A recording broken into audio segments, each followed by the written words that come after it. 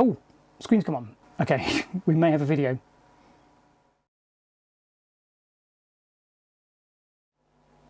Welcome back to the channel. We have been making a lot of videos about Dell gaming machines from the noughties, and that's not particularly a theme of this channel, but it just so happened that we had a few lying around that all came together. And I do like Dells. I have got a reasonably good selection of Dells, and if people offer me a Dell at a good price, I tend to buy it, unfortunately. But there's been a kind of like one particular Dell laptop that's been on my list, but not on my list because it's been too expensive. And a few months ago I did manage to buy one at a very reasonable price, and it's a Dell XPS M1730, and it is ginormous. I've done a review on the M170, which is 2 generations before this. This is even bigger, even thicker, even heavier, even more performant, but it is absolutely a monster of a 17-inch gaming laptop. But I made the schoolboy error of buying this without the charger, and I just assumed I could use any of the large Dell chargers. I've got quite a few that are 130 watts, which is pretty high end for a laptop charger from the noughties, and I thought that would be easy, no problem. I was very much mistaken. So the charger that comes with this, because this is a high spec and a very power demanding laptop, the charger that comes with this is 230 watts, which is by far and away the biggest laptop charger I've ever seen. And the next nearest I've got to that is, I think, a 190 watt Lenovo one, but my other Dells are all 130. Not only are they underpowered, they have a completely different connector. It still uses a barrel jack, but it's a much larger diameter one, so I had no hope of powering this machine from any of my existing power supplies. Generic laptop power supplies generally don't come much bigger than 90 watts, and even if they did, they wouldn't have the right connector for this. So this has been sat in my office waiting to be used. I don't even know if it works. I was sold as it was sold to me as not working, and presumably that's because they didn't have a power supply either. Physically, it's in not too bad condition, so I have been on the lookout for a power supply, and they are expensive. Power supplies for these in the UK are going for between £80 and £100, and you know, the laptops themselves go for more than £100, several £100. I've seen one on eBay recently for over £900. That was guaranteed working with a laptop power supply. I've seen it's had some discounts, so it's in around the £850 market at the moment, but you know, that's a bit of an edge case. But these are very expensive laptops. Don't forget they're nearly 20 years old.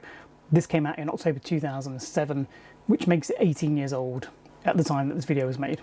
So in the post today, I got the laptop power supply, and we're going to plug it in for the first time and see what happens, if anything.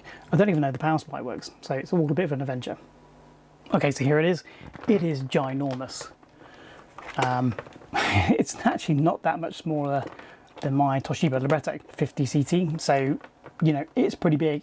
It's nearly the size of a brick. I'd say it's the same length as a brick, same width as a brick, not quite as deep as a brick, a house brick. It doesn't quite weigh as much one, but it is pretty hefty. Specifically, it is a 230 watt Dell AC adapter. Let's see if we've got a model number on here. Can't see one, the writing's too small, and there's a sticker on the top. Okay, there's a bit of paint on the side, but otherwise the plastics aren't cracked or anything, so hopefully it's working. This cable is chunky. This is like the same diameter. In fact, it's thicker than this mains cable that goes to my other laptop. So that is a chunky cable. Yeah, I don't know how you can see that, but that's a chunky connector on the end of this chunky cable. Okay, let's just plug it in. Let's just see what happens.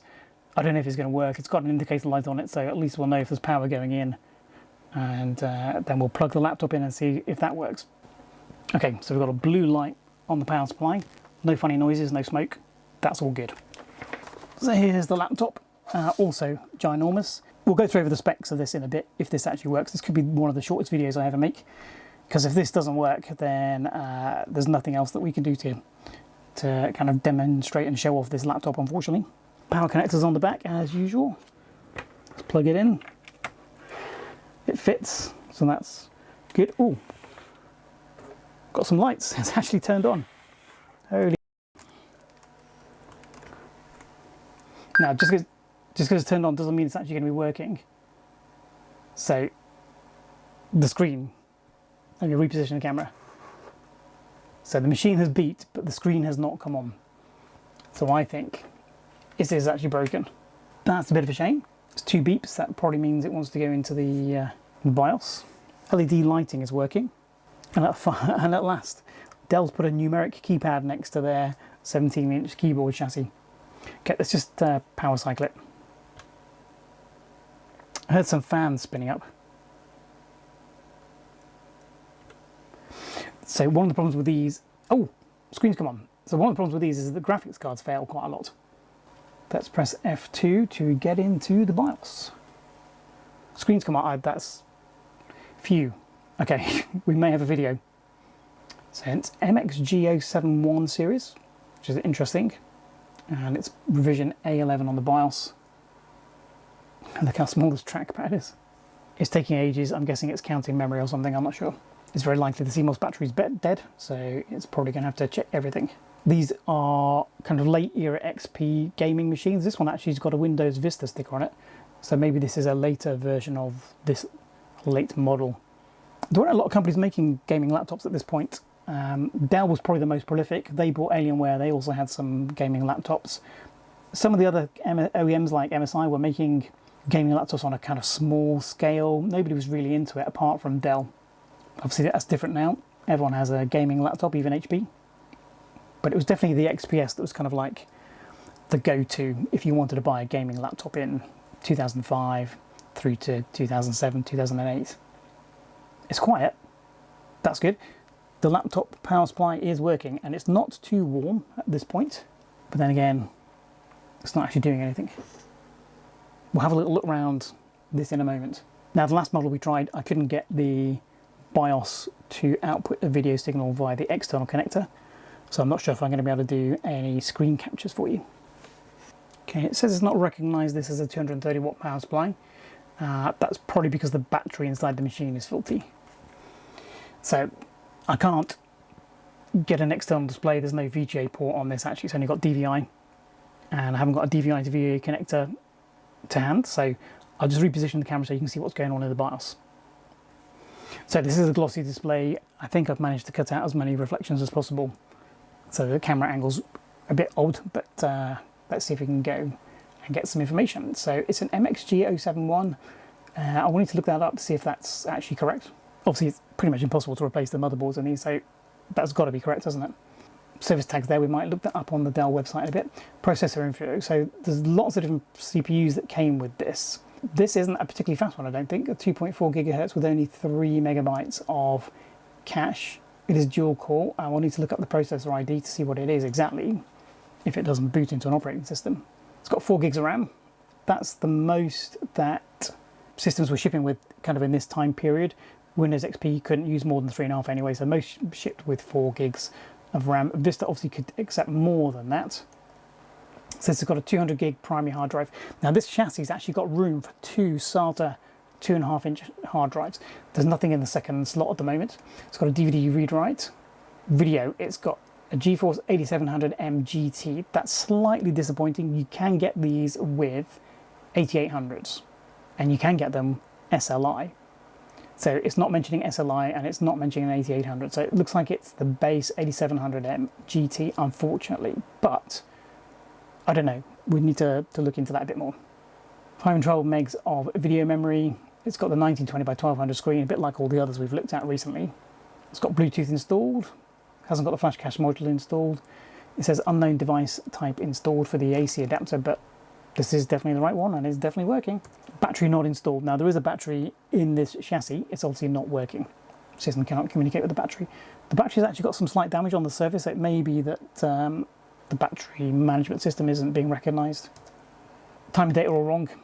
Although, interestingly, it's defaulted to 2010. This model was released in 2007, so this must be a BIOS from around 2010. Okay, so onboard devices, we've got all the standard stuff. Touchpad LEDs, left speaker LEDs, right panel LEDs, panel LEDs. So there's a lot of LEDs that you can control. We looked at that a bit on the M170 video up here. This is kind of like 2 generations on for that, so they've improved things a little bit, I think. There's also this little panel up here, which we'll talk about in a bit. So I don't think... Oh, you can change the colours in the BIOS. Okay, So you can change that from an app in the operating system, but you can also change it in the BIOS so that when it first switches on, you can have a specific color. They're all set to red, and it's got red inserts on the lid, so that makes sense.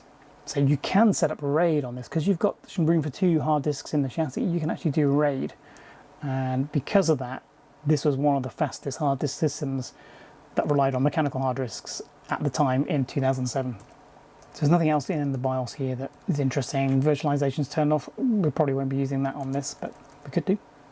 And wireless, it has got internal Bluetooth, it's got internal Wi-Fi, hasn't got the cellular modem installed. Let's see if there's anything actually on that hard disk, see if there's an operating system or anything like that. I can't believe it's working. That is a real reassurance. Oh, Dell Media Direct. Okay, it's interesting that it's booted straight to that. Cathode Ray Dude does a whole series of videos on the Media Direct and these kind of fast boot operating systems that weren't that very fast to boot. So I'm not going to discuss that very much in this video, but it's interesting it's booted straight to that. It could be that the previous owners wiped the hard disk and the only partition that's left is the Dell Media Direct one, in which case it may just auto boot because of that. So welcome to these not very fast booting operating systems. If you want me to do a video specifically about Dell Media Direct, please let me know, because I have got it a few machines that we can run it on. It has a dedicated button here, basically. I'm going to say no, just for a moment. So Dell Media Direct is basically a clone of Media Center, Windows XP Media Center. It has some functionality. It doesn't have a lot of functionality. The main reason this is here is to try and boot your operating system quicker than booting into Vista, because it was a bit of a dog. And let's exit that and see if we can move back to a proper operating system. This one's based on Windows XP, as you can see. It isn't really exiting, it's hibernating.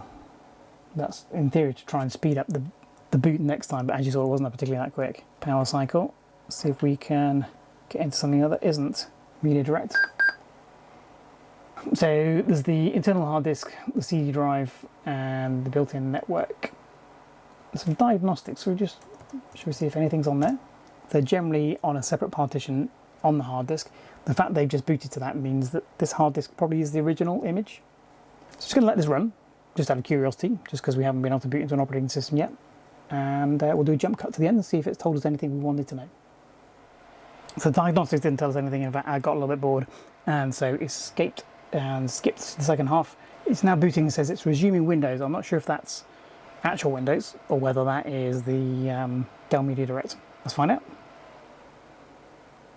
Dell Media Direct. Okay, less exciting.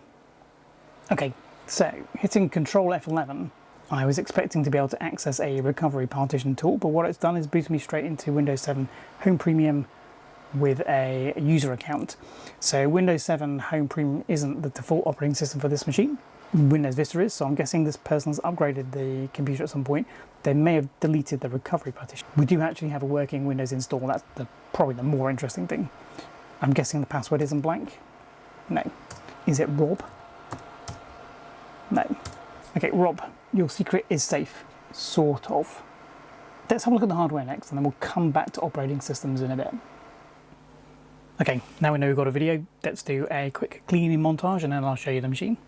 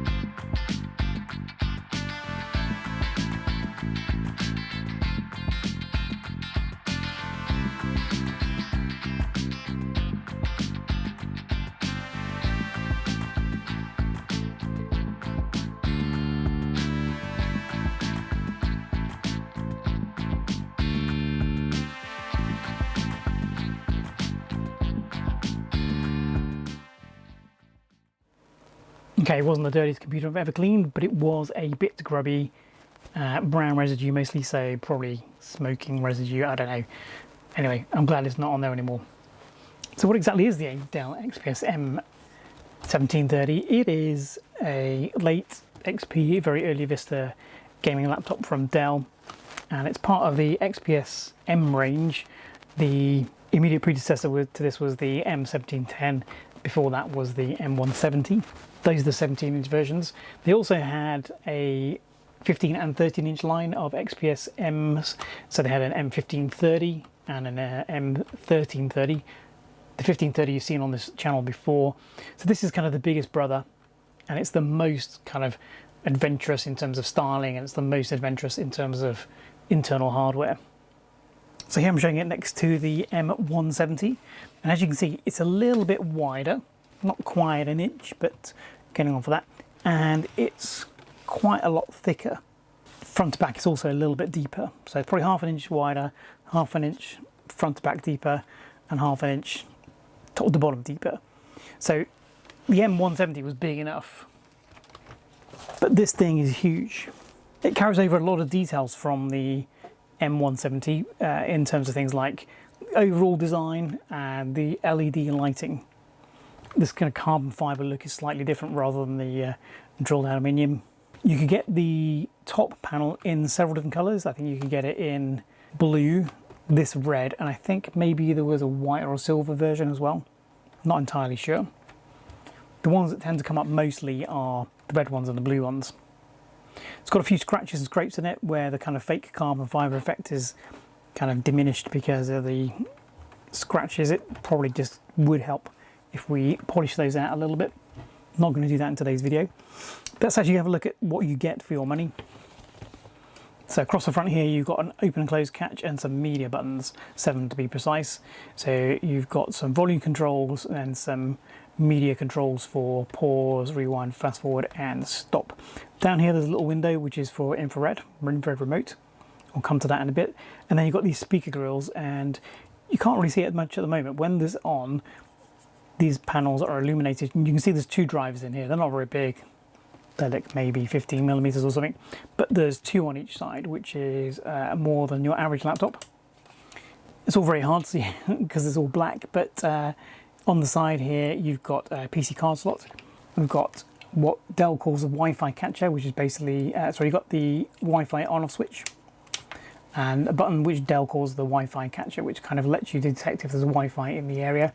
This is in the days before completely pervasive Wi-Fi that we have now. 2 USB 2s and a Kensington lock. Coming back to the PC card, this does actually come with an accessory. So it comes with a media remote. So you can control media functions from this if you put a battery in. And then it just fits very nicely in the PC card slot, which isn't the PC card slot, it's an express card slot, 54. And you can tell because it's not square, not rectangular, I should say, it's got this cutout in it. So that's not PC card, that is in fact express card. I think on the back there's not a lot to see here. You've got 1, 2, 3, 4 different air vents, a USB 2, a gigabit Ethernet, and the power connector, which is a non-standard Dell size. It's bigger than normal. And on this side we've got quite a lot going on. Start at the back, we've got a DVI here, and it's got digital and analog coming out of that. S-video, another USB, small firewire, a multi-card reader, so it's specifically for SD card, MMC, and Memory Stick Pro, and XD card. So reasonably flexible. You've got 2 headphone ports, which is quite common on the XPS range from around this time, and a microphone in, and then you've got the optical drive. In this case it's a DVD writer. You could option this with a DVD reader or even a DVD writer back in 2007. So Dell's even gone as far as to brand the bottom of this, so it's got a big XPS on the bottom here. This is the battery bay down here with a single catch to release it. Cover for memory is under here, and you've got a Windows Vista Home Premium OEM sticker. This covers the 2.5-inch hard disks. It's unusual because there's actually room in here for 2 disks, and you could put them, or could option a RAID 0 array, so you could actually have much faster hard disks. Mechanical hard disk with a normal at this time, you could option this with a 32 or 64 megabyte SSD, but not in conjunction with another SSD. You couldn't RAID 2 SSDs. I think they thought that was just too expensive. You could option it with a mechanical hard drive and an SSD though. So 2 little ports under there. This is SATA, don't forget. Big intake here for the cooling. I can see there's a fan here, there's a fan here, and there's another fan here as well. Nothing else under here. Quite a lot of Dells have conformity stickers on the bottom, but this is not in this case. Probably under the battery. Yeah, there we go. So yeah, so we've got some conformity stickers here. And this little cutout here is for the Bluetooth module, which is included in this case. There's a screw cutout here to remove the optical drive if you need to switch that out. I'm not sure if that's SATA as well or whether that's IDE. I'll need to check. This battery doesn't work, and in fact the battery indicator is slightly broken. The panel that covers up the LEDs is missing. So underneath, not a lot to see, but it is actually branded, which is unusual. On the inside, once you've opened this massive 17-inch screen, you have got a typical Dell keyboard of the time. It's silver. It's quite shallow keys, but they've got a reasonable feel. And unlike the M170 we showed you in the other video, this does now have a numeric keypad. About time. In a 17-inch chassis like this, there's plenty of room for a separate numeric keypad. The trackpad is comically small, but it's standard for 2007, and it's branded as well, and it has got these extra touch features and 2 buttons. It's offset to the left, which means it's in the middle of the keyboard part. I'm not totally convinced on this. When I've had this before on previous laptops, I kind of feel like it should be in the middle, but you know, your mileage may vary. We've got some stickers here showing you that it's Intel Centrino and Windows Vista sticker. In many ways, it's very like the M170, and it's even like that Precision M6300 that we looked at a few months ago. There is one significant difference though. Let me zoom in. So what we've got here is a little LCD panel that's built into the keyboard area, and it's a Logitech game panel. Presumably you could buy those separately, but Dell's incorporated it in there, and you've got some little widgets that run under Windows Vista that means you can show very specific details in here. Things like your FPS, memory usage, temperatures, etc. And there's some little buttons here that allow you to change what appears in here. Quite unique, quite high-end, but this is a very high-end laptop. Is it any use when you're looking at the screen? Are you going to be looking down here? I'm not so sure. And then the standout feature is the display. It's a fairly bright 1920 by 1200 display. As you can see, it's very glossy. It's way more glossy than that Precision we looked at. It's very similar to the M170 in that sense. Glossy screens tend to improve contrast, so when you're gaming that gives you blacker blacks, but in day-to-day life it is quite reflective. You're never going to be looking at the screen with it turned off. You're going to be opening this laptop so you can have a good old gaming session. When it's turned on, you can see you get LED lighting here in the speaker covers, LED lighting here on the top cover. The Dell logo is also illuminated. You get an illuminated trackpad and an illuminated keyboard. I think this is one of the earliest Dell keyboards that's actually backlit. The hard disk, power, battery indicators down here have moved from the top of the keyboard to the right hand side. So as we briefly touched on in the first part of the video, you can actually change the LED lighting using the BIOS. So at the moment the touchpad LED is set to ruby, but we can change it citron, amber, peridot, emerald, jade, topaz, tanzanite, aquamarine, sapphire, iolite, amethyst, kunzite, rhodolite, coral and diamond. They like their gemstones, don't they? Or you can actually turn it off altogether if it's too distracting for you. Ruby is the default, particularly with this red panels on the front. What difference does it make to the speakers? Well, you can change them individually, left and right. That's a little bit off-putting. Put one as amber and one as emerald. Yeah, that's not really what I want. Let's put them both onto ruby again. And again, you can turn the keyboard LED on or off. Top panel LEDs, I don't know if you can change the colour of those. I don't think you can. I think it just depends on the colour of the actual plastic panel insert. Okay, so we know this laptop has the Dell Media Direct on it, and we know it has Windows 7 on it, but we don't know if it's got the original recovery partition on there as well. So we're going to boot into a Linux version and then just examine the disk and see what partitions are on there. Ultimately, I think this needs to be the best XP gaming laptop we can make it, so I think we should install Windows XP on here, even though Vista is what came with it. If you disagree with me, leave a comment down below, but I think the whole point of this range of laptops was to be the best kind of XP gaming machine that was available. Let's see what's on there. If it's got a useful disk image, it's probably the Vista one, in which case we'll just back it up and for prosperity and then just start from scratch. But if it's got an XP recovery partition on there, we should probably use that. I haven't been able to get the optical drive door to open yet.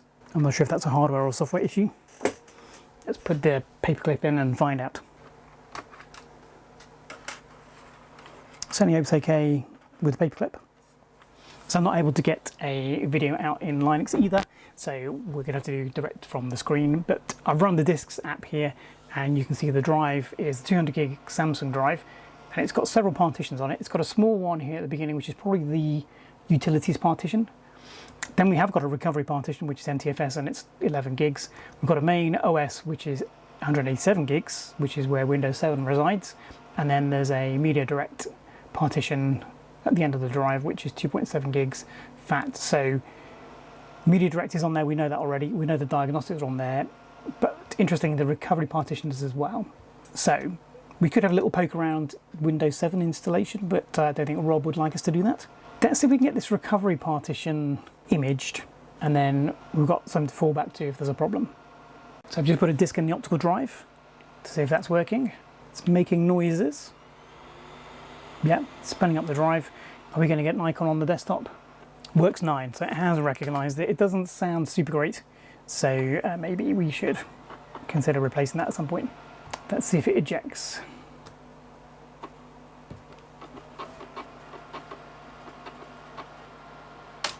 Yes, the optical drive is working. That's good. The reason that's good is we're going to use an optical CD with true image on it to make an image of these partitions. So I've been having a little bit of a think about this. So although I was going to use this as an XP machine, I think SLI doesn't work super great on Windows XP, but also we think about upgrading this machine in the future. It's got 2 hard drives, and Windows XP doesn't like booting off a SATA hard drive for a start. It certainly won't like booting off a RAID array as the hard drive, so maybe Windows Vista is the way to go. So I'm just looking at the recovery options, see if I can get into that recovery partition that's on the drive. If not, it's not so much a problem, because I do have this, which is the XPS manuals and discs for the M1330, but basically these discs cover this machine as well. So you've got the operating system, driver disks, application disks, and that should all work on this machine. So if the recovery partition doesn't work, we can still recover this machine back to its factory state. What I'm trying to do at the moment is use the built-in Windows recovery to see if it can pick up the Dell partition. So it needs a password of an existing user on here. We could use OPH crack to find out what that is, but let's not bother with that. Let's just go straight for the recovery using the original discs. So I'm going to boot off the DVD drive, and we're going to see if we can preserve the Media Direct partition. If not, we do have the Media Direct driver disk here, so we can just reinstall that. But let's see how clever this is going to be. 2 hours later. Okay, we have a complete default Windows Vista install as Dell intended.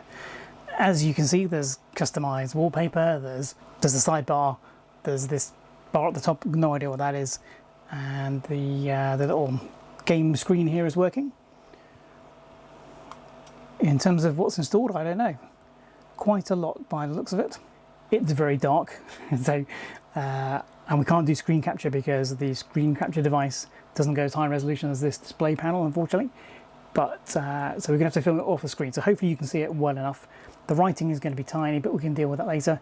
There's a whole host of customization going on here, I can see. So we've got this Dell dock across the top. We've got the normal Vista sidebar here, but with some Google install.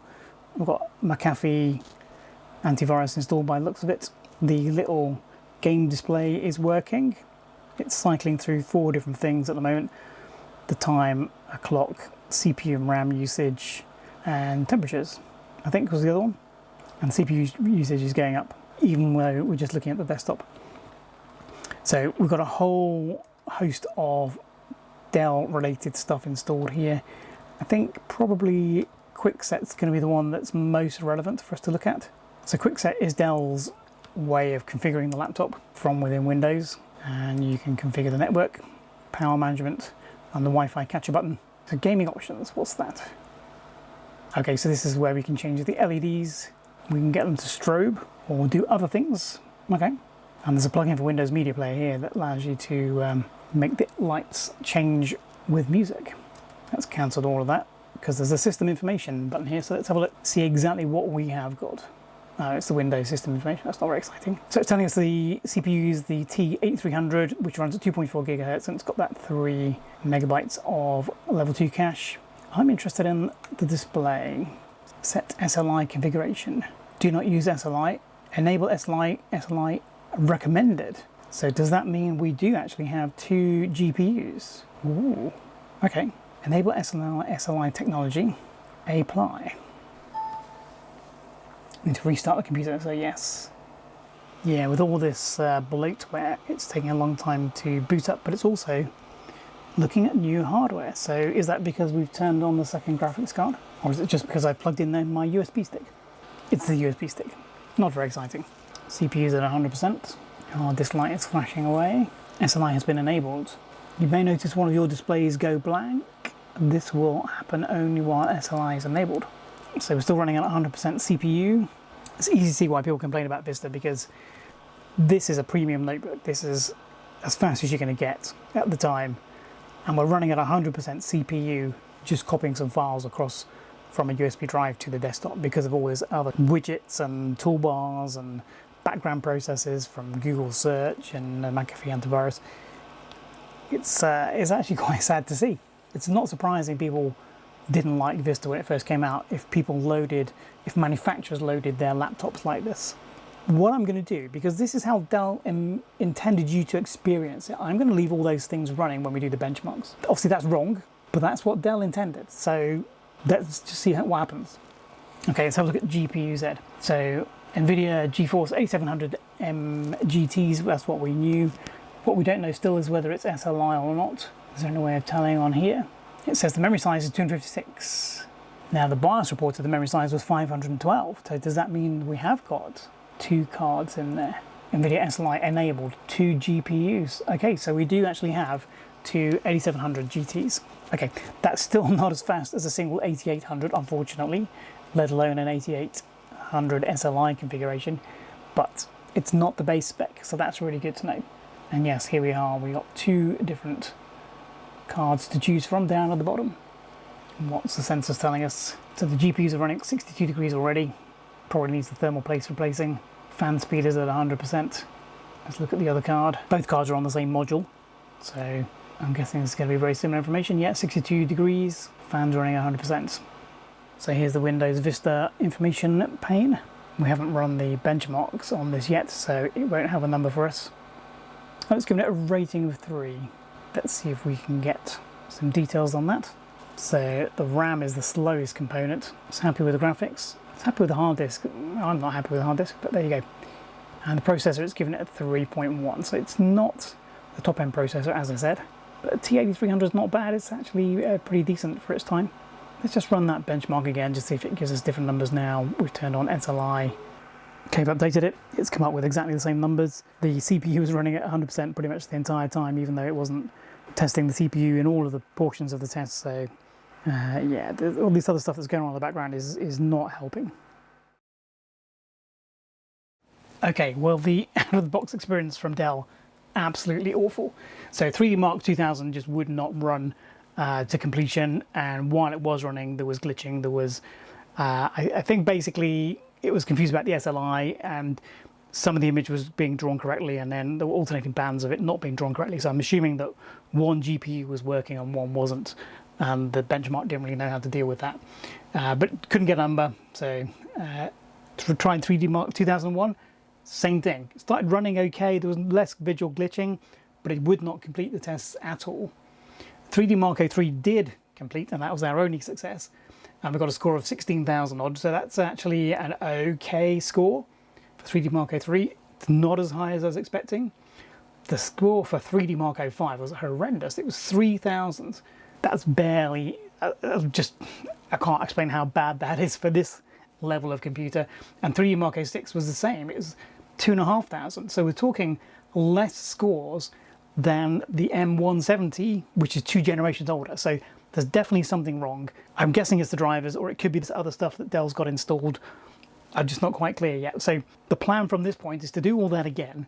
But first of all, install Service Pack 2, update all the drivers, and then remove all this bloatware, and then we'll have a stab at trying to get some decent benchmarks results. Okay, so we're having a bit of a nightmare with some synthetic benchmarks, so let me install Call of Duty 4, see if we can get any gameplay benchmarks, see if that's more encouraging. Okay, let's try and Call of Duty. So we've got the same settings here as we had in the last video. Full native resolution of the screen. Everything else is turned off, essentially, with the exception of dual video cards, because we have that option now. And let's just see if it is playable. So I can't do a screen capture. It doesn't seem that the external port is working when SLI is enabled. So we're back here in the outside world, as it were, and we're only getting 30-40 frames per second. So that is less than we were getting with the Precision, with its Quadro graphics cards, which is essentially the same as this 8700M. And we've got 2 of them, so we should be getting way more than that. Indoors we're getting closer to 60 at times, which we were getting closer to 70 at times with the other card. Again, a little stutter there, which there was on the old card. This did drop to around 30 to 20 frames a second on the other card, so it's holding. So the lows are higher, but the highs are not any better. Yes, that's quite disappointing, considering we've got 2 cards. We should be getting probably 50% more, not 100% more, but maybe 50% more performance. So let's get into a firefight and see if that's any indicator of performance. So this was about 40 frames per second.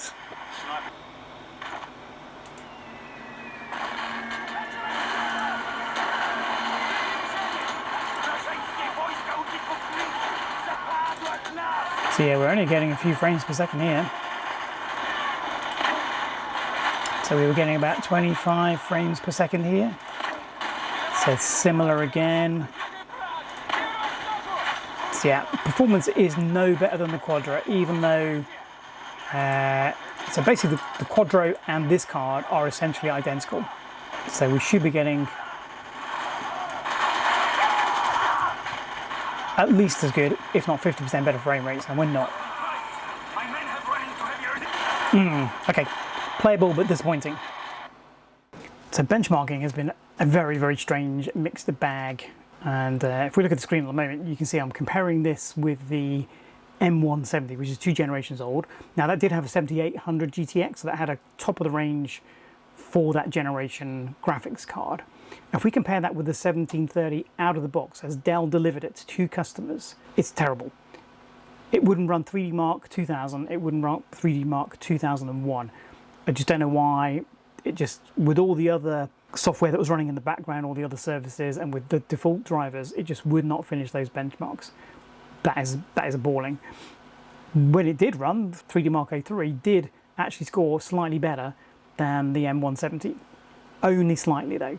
Not a massive jump in performance considering. So to put things into context, the 8700M that's in this laptop, one of those is close to about 75% of a 7800 GTX. The 7800 GTX is only a DirectX 9 card. These are DirectX 10 cards. But in terms of actual raw throughput and performance, they're about 3/4 of a 7800 GTX.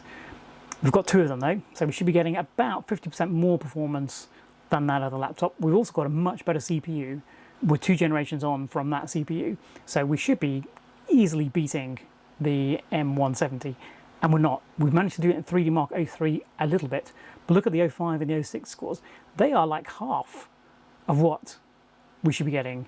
They're half of the M170. They're not even close to what they should be. So I don't know what's going on there, and that's the out-of-the-box experience from Dell. So I spent some time updating drivers, I downloaded the most up-to-date drivers from the NVIDIA website, which is 307.82. Now that was a problem in itself because although the drivers were working, the NVIDIA control panel wasn't, so I couldn't enable SLI. So I had to downgrade to the latest drivers that came from the Dell website. I've forgotten to look at what version they are, but look at the performance. It has improved, at least we were able to finish some of the benchmarks, 2000 and 2001, but look at the numbers. So 3D Mark 2000, that is nearly, it's not quite, but it's nearly an order of magnitude worse than 2 generations ago. That doesn't make sense. 3D Mark 2001, a third of the score we were getting from a computer that's 2 generations old. Terrible. Again, 3D Mark 03 is the only little glimmer of hope. It did beat the M170 a little bit, perhaps by a bigger margin. But again, the 05 and 06 scores, they have improved overall, but they're still worse than the M170. Now, don't forget the M170 also is running Windows XP, and this is running Windows Vista. Now, I don't know if that's the difference, and I think we might have to make a second video. We might have to scrap Vista on this laptop, go back to XP, and explore the performance under XP, because this performance is just really not that good. What about just a general system performance? Well, the hard disk in this M1730 is a 200 gig SATA 7200 hard drive, and it should be pretty fast. It's only about as good as the drive in the Dell Precision, about 60 odd for read and write.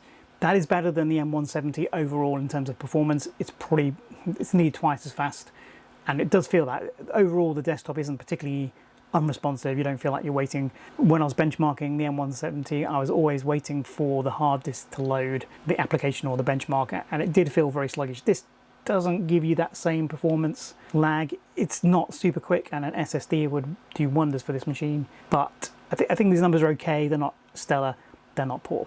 What are my feelings about the Dell M1730? I'm very disappointed, actually. Overall, this is not particularly any faster than the Precision 6300M that we looked at in a recent video, which is a generation before. Now, this is the base spec. This has got an 8700M GT as a graphics card. It's got 2 of them actually, so it has got SLI. So it should be beating things that we've been looking at in the past, and it just isn't. The performance just isn't there, and I'm not sure if that's the fault of the computer, the drivers, or Vista. It's really hard to kind of work that out at the moment. So I think I'm gonna have to make another video. I'm gonna have to wipe Vista from here, put Windows XP on, and see if we can get some better performance out of it, because it just doesn't feel right. You look at those benchmark numbers, they don't really make sense. Particularly the 3D Mark 2000, that's just like, I said, nearly a tenth of the performance we should be getting, I would think. Now, is that because we've upgraded to a DirectX 10 card and the DirectX 9 optimizations are just not there? I don't know, but I really don't feel that we're seeing the best out of this laptop, and at the moment that makes me feel a bit disappointed with it. I'm really happy that we've got one working. I'm really happy we managed to get a power supply that's got it to power up. I've been looking for graphics card upgrades for this, so again I might make another video after the Windows XP one about upgrading this. I've got a much better CPU for this. I've got an SSD I can put in this, and if I can get a graphics card upgrade, I will put that in as well. A single 8800 GTX is going to be much faster than dual SLI 8700s, and a dual 8800 would be obviously extremely fast. That's the theory anyway, but we need to sort out this driver and operating system issue. So overall, a little bit disappointed. It doesn't really bring anything that the other ones hadn't got. It's bigger and heavier and noisier, requires a special power supply, and is expensive compared to the M170, and compared to the Precision. I mean, there's not even a competition in terms of the price, and that's performing just as well as this at the moment. So check back later. Hopefully we'll have a video where I install Windows XP on this, but in the meantime I've got to go back to some slightly older PCs for the next few videos. Don't forget to like and subscribe, and we'll see you in the next one.